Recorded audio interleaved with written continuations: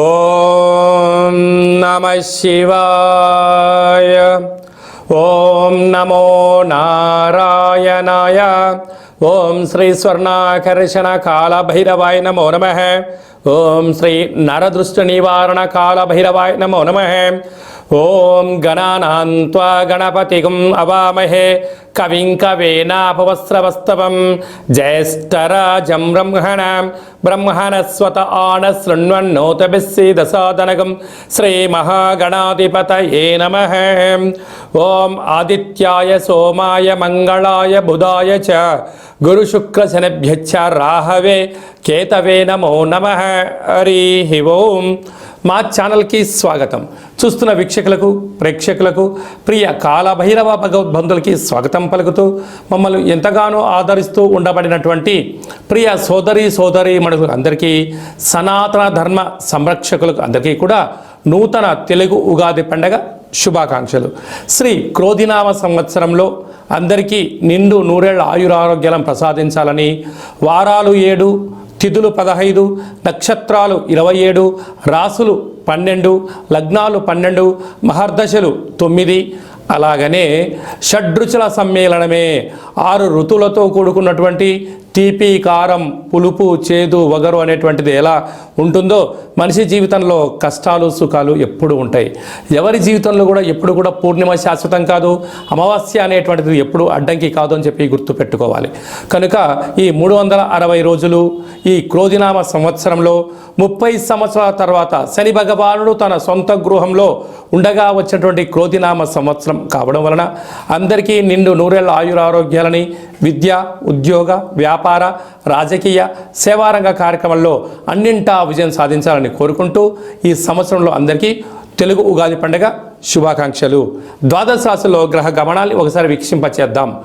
మేషరాశిలో గురు సంచార స్థితి, కన్యరాశిలో కేతు భగవాను సంచార స్థితి, కుంభరాశిలో శనిచర స్వామివారు స్వక్షేత్ర సంచార స్థితి, మీనరాశిలో రాహు సంచార స్థితితో ద్వాదశ రాశిలో గ్రహ గమనాలు ఈ విధంగా ఉన్నాయి. అలాగనే మనకు 26/4/2024 సంవత్సరంలో అనగా ఈ తెలుగు ఉగాది పండగ తదనంతరమే గురువు మేషరాశిలో నుంచి వృషభ రాశిలోకి నర్మదా నది పుష్కర సందర్భంగా గృహ మార్పు ఉందని చెప్పి గమనించాలి. ఈ క్రోధినామ సంవత్సరానికి అధిపతి రాజు అంగారకుడు. ఎందుకనగా ఈ సంవత్సరము మనకు తెలుగు ఉగాది పండగ మంగళవారం రోజు అవ్వడం వలన, మంగళవారానికి అధిపతి కుజ భగవానుడు అవ్వడం వలన, ఈ సంవత్సరానికి రాజు కుజుడు అవ్వడం వలన నిత్యము అనేక మంది క్రోధము, ఆవేశము అనేటువంటి పరిస్థితుల్లో ఉండడము, ఎర్రటి నేలలు, ఎర్రటి పంటలు బాగా పండడము, అద్భుతమైనటువంటి కందులు, మిరప, ఎర్రటి నేలలు, సంపూర్ణమైనటువంటి ఆహార ధాన్యాల ఉత్పత్తులు చాలా అద్భుతంగా ఉంటాయని చెప్పి కూడా గమనించగలగాలి. కాకపోతే ప్రజలందరూ కూడా ధర్మ మార్గంగా ఆధ్యాత్మికంగా ఉండడము, తల్లిదండ్రులను, గురువులను, ధర్మాన్ని ఎవరైతే ఆచరిస్తారో వారికి రుణభయం, రోగభయం, శత్రుప్రయం, ప్రమాదాలు తొలగిపోతాయని చెప్పి కూడా గమనించగలగాలి. అలాగనే ఈ సంవత్సరము మంత్రివర్యులు శని భగవానుడు అవ్వడం వలన ఆ శని భగవానుడు ప్రస్తుత కాలమాన ప్రకారంగా కుంభరాశిలో సంచారము చేయడం వలన ధర్మ మార్గంగా ఎవరైతే ఉంటారో వారికి చాలా మంచి కాలము అని చెప్పి గమనించగలగాలి. తెల్లటి నువ్వులు, విశేషమైన నీలం రంగు పదార్థాలు, పుష్పాలు, పండ్లు, పదార్థాలు, అద్భుతమైనటువంటి ధర్మ పరిపాలనగా, ధర్మంగా, న్యాయంగా, నీతిగా ఉండబడిన వారికి చాలా మంచి కాలం అని చెప్పి గుర్తుపెట్టుకోగలగాలి. ఎవరైతే అధర్మంగా ఉంటారో, అన్యాయంగా ఉంటారో, రాక్షస జీవన విధానంగా ఉంటారో, గతి తప్పిన జీవన విధానం ఎవరైతే అలవర్చుకుంటారో వారికి అనేక ఇబ్బందులు ఉంటాయని చెప్పి కూడా గమనించగలగాలి. ఈ సంవత్సరము పశుపాలకుడు కృష్ణ పరమాత్ముడు అవడం వలన గోవులు, పశువులు సమృద్ధిగా ఆయురారోగ్యాలుగా ఉండడం, మంచి పాడి, మంచి పంట, ఐశ్వర్యము, సుఖవంతమైన జీవనం ఉండడం జరుగుతుంది అని చెప్పి గమనించాలి. కాకపోతే ఈ సంవత్సరము శుక్రుడు అనేక రకాలమైనటువంటి ప్రభావం అధికంగా ఉండడం వలన అనేక మంది నిత్యము రోజు నూతన వస్త్రాలకు, బంగారు ఆభరణాలకు, వజ్ర వైడూర్యాలకు, విలాసవంతమైన జీవితాలకు, ఆధ్యాత్మిక తీర్థయాత్ర కార్యక్రమాలకి మొగ్గు చూపడం జరుగుతుంటుంది. కాకపోతే విచక్షణారహిత జీవితాన్ని పొందడానికి, మద్యమత్తు మాంసాల జీవితాన్ని పొందడానికి ఎక్కువ మంది మక్కువ చూపించే పరిస్థితి ఉంటుంది. కనుక దయచేసి అలా వెళ్లకుండా ఆధ్యాత్మికమైన చింతనతో మీరు ఉండగలిగితే ఈ సంవత్సరము అందరికీ పట్టిందల్లా బంగారం అయ్యేటువంటి యోగ్యత కనపడుతుందని చెప్పి గమనించాలి. మేషరాశి వారికి ఈ సంవత్సరం ఆదాయ వ్యయాలు ఎలా ఉన్నాయో, రాజపూజ్యం అవమానం ఎలా ఉందో సవివరంగా సంపూర్ణంగా తెలుసుకుందాం.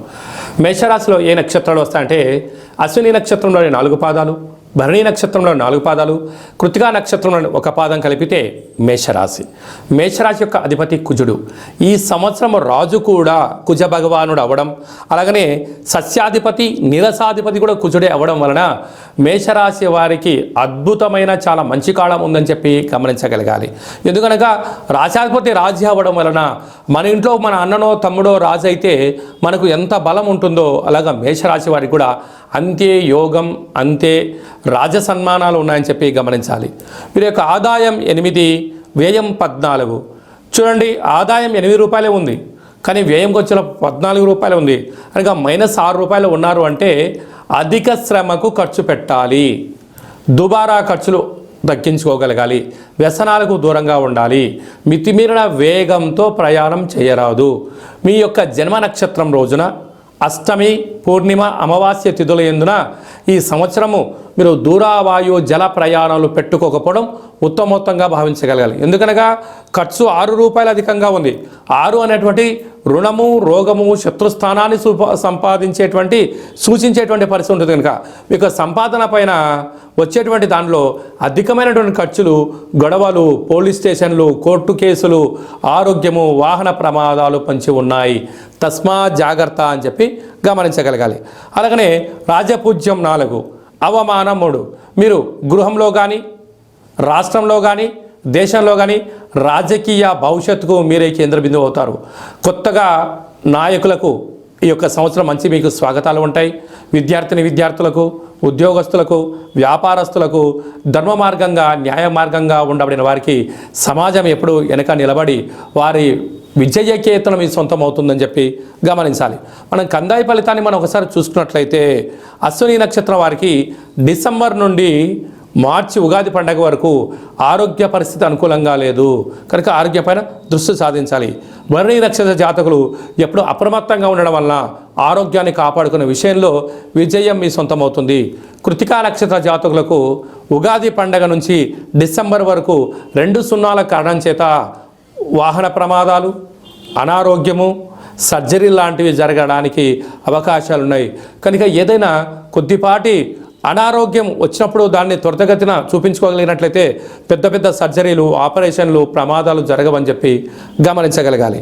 అదే కాకుండా వీరికి సస్యాధిపతి నీరసాధిపతి అవ్వడం వలన రాజకీయవేత్తలకు, వ్యాపారవేత్తలకు, వస్త్ర వ్యాపారాలు, సాఫ్ట్వేర్, హార్డ్వేర్ ఉద్యోగస్తులకు, అలాగనే ఎక్స్పోర్ట్స్, ఇంపోర్ట్స్ బిజినెస్ చేసేటువంటి వారందరికీ కూడా ఈ సంవత్సరం యోగదాయకమే ఉంది.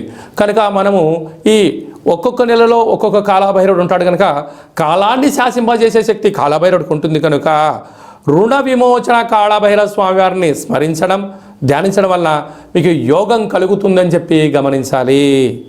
ఈ తెలుగు ఉగాది పండగ ఈ సంవత్సరం మొత్తాన్ని బాగా మనం పరిశీలించినట్లయితే గ్రహ గమనాలలో పెద్దగా మార్పులు లేవు. గురు భగవానుడు ఒక్కడే మేషరాశిలో నుంచి వృషభ రాశిలోకి సంచార స్థితి ఉంది. కనుక వీలైనంత వరకు ధర్మము, ఆధ్యాత్మికత, నిత్యము, ఆరోగ్యము, సంపూర్ణమైనటువంటి ప్రతి ఒక్క వ్యక్తిగత జాతకంలో మీరు అందరిపైన గ్రహ గమనాల పరిస్థితి చాలా అధికంగా ఉంటుంది. కనుక సూర్యోదయపు మునుపురమే లేవడము, పచ్చటి పైరు పొలాలలో సంచారము చేయడము, ఆకులతో కూడుకున్న జీవన విధానాన్ని ఏర్పాటు చేసుకోగలిగినట్లయితే మంచి కాలం ఉంటుందని చెప్పి గమనించగలగాలి. ఈ సంవత్సరము ఏప్రిల్ ఆఖరు నుండి ఆగస్టు 8వ తారీఖు వరకు అనగా 100 రోజులు దరిదాపు వివాహాది శుభ కార్యక్రమ ముహూర్తాలు లేవని చెప్పి ముందస్తుగా గమనించగలగాలి. కనుక ఈ సంవత్సరం అంతనూ కూడా మనం అద్భుతమైన విజయం సాధించగలగాలి అన్నట్లయితే ఒక్కొక్క నెలలో ఒక్కొక్క కాళభైరవ స్వామి వారు ఉంటారు. కనుక ఆ కాళభైరవ స్వామి యొక్క స్మరణ, కాళభైరవ స్వామి యొక్క కూష్మాండ దీపము, కాళభైరవ హోమము, కాళభైరవ రక్షణ కంకణాన్ని మనం ధరించగలిగినట్లయితే ఈ సంవత్సరాంతము కుజుడి యొక్క ప్రభావము, శని భగవానుడి యొక్క ప్రభావము తీక్షణ తగ్గి వృత్తులలో, ఉద్యోగాల్లో, వ్యాపారాల్లో మనం అనుకుంటున్న విజయం మన సొంతం అవుతుందని చెప్పి గమనించాలి. ఇంకనూ మనం విజయం సాధించగలగాలి అన్నట్లయితే ఈ యొక్క పాత్ర కంచు పాత్ర అంటారు. అంటే కంచు మోగినట్టు కనకంబు మోగదు గదరా సుమతి అని చెప్పి మనకు సుమతి శతకంలో చెప్పుకున్నాం. ఇక్కడ రాసులు 12 ఎలా ఉంటాయో 12 రాసులను ఇందులో అచ్చు వేయడం జరుగుతుంది. ఈ యొక్క పాత్రను మనం ఇంట్లో ప్రతిరోజు పూజ చేసుకున్న తదనంతరము 2 అగరబత్తులను వెలిగింపజేసుకొని మనసులో ఏదైతే కోరిక ఉందో కోరుకొని ఓం స్వర్ణాకర్షణ కాళభైరవాయ నమో నమః అనేటువంటి మంత్రాన్ని ఉచ్చరింపచేస్తూ ఇలా చిన్నగా శబ్దాన్ని చేసినట్లయితే ఓంకార శబ్దం రావడం జరుగుతుంటుంది. ఇలాగా ఈ ఒక ఓంకార శబ్దాన్ని ఇలా చిన్నగా ఇలా వృత్తాకారంలో తిప్పినట్లయితే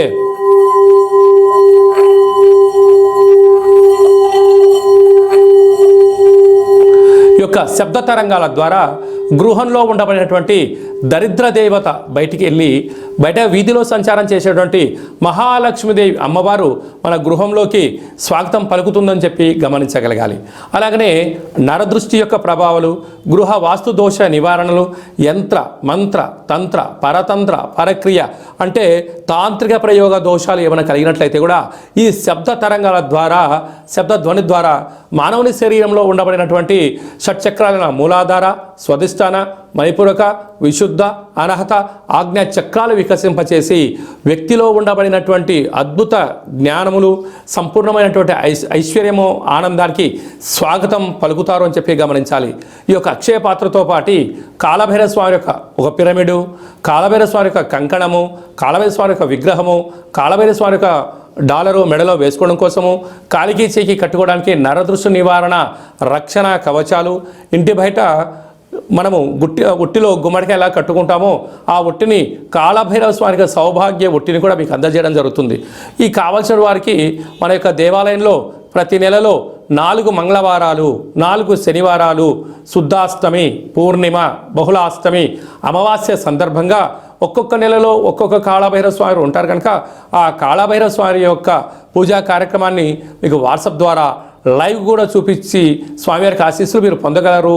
కనుక అక్షయ పాత్రను మన గృహంలో పెట్టుకుందాం, అష్ట కష్టాలకు స్వస్తి పలుకుదాం, ఐశ్వర్యానికి ఆనందానికి స్వాగతం పలుకుతాం అని చెప్పి గమనించాలి. అలాగే మీ వ్యక్తిగత జాతకం తెలుసుకోవాలనుకుంటున్నారా? మీ యొక్క పేరు, పుట్టినటువంటి తేదీ, నెల, సంవత్సరం, పుట్టిన సమయాన్ని రాసి మీరు వాట్సాప్లో పంపించగలిగినట్లయితే 100 సంవత్సరాల జాతకాన్ని రాసి మీకు పంపించి మీరు పుట్టినప్పుడు గ్రహ గమనాలు ఎలా ఉన్నాయి, ప్రస్తుత కాలమాన ప్రకారం ఎలా ఉన్నాయి, భవిష్యత్తులో ఎలా ఉండబోతున్నాయో సవివరంగా సంపూర్ణంగా మీకు తెలియజేయడం జరుగుతుంది. అలాగనే చాలామందికి పుట్టినటువంటి కాల సమయంలో డేటా బర్త్లు లేనటువంటి కారణం వలన మీ పేరు యొక్క మొదటి అక్షరాన్ని అనుసరిస్తూ రాశిని, భూత భవిష్యత్ వర్తమానాన్ని కాళభైరవ ఉపాసన చేత గవళ ద్వారా అనగా రమణ శాస్త్రం ద్వారా మీకు తెలియజేయడం జరుగుతుంది. అలాగా మీ యొక్క కలిగినటువంటి అబ్బాయికి కానీ అమ్మాయికి కానీ ఆధ్యాత్మికంగా జన్మనామము ఏం పెట్టాలో తెలుసుకోవాలనుకుంటున్నారా? ఆధ్యాత్మికమైన మంచి పేర్లను మన యొక్క దేవాలయంలో మీకు తెలియజేయడం జరుగుతుంది. అలాగే మీ అబ్బాయి కానీ అమ్మాయి కానీ ఎంత ప్రయత్నం చేసినా సంబంధం ముడిపడడం లేదా, ఎందుకు పడట్లేదో మనకు తెలియజేయడం జరుగుతుంది.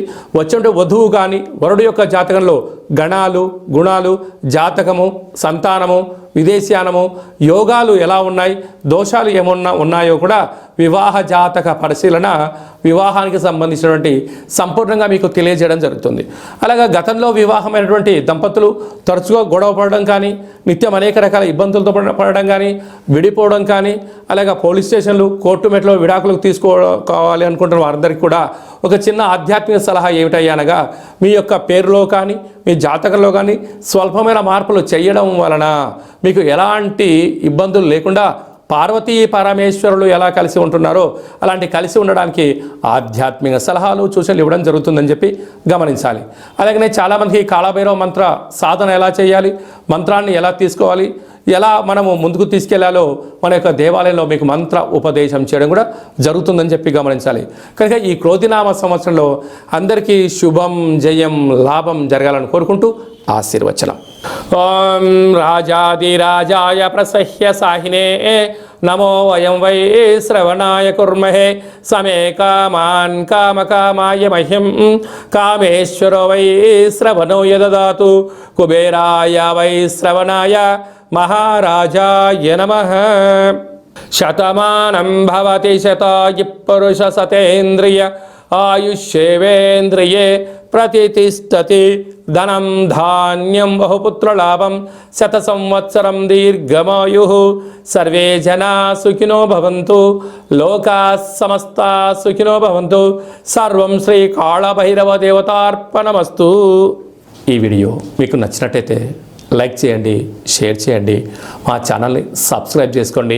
నేను చేస్తున్న ఆధ్యాత్మిక వీడియోలు మీకు ముందస్తుగా నోటిఫికేషన్గా రావాలి, అందరికన్నా ముందు మీరు చూడాలి అన్నట్టయితే గంట సింబల్ ప్రెస్ చేయండి, పైన అలానే బటన్ కూడా తెలియచేయండి.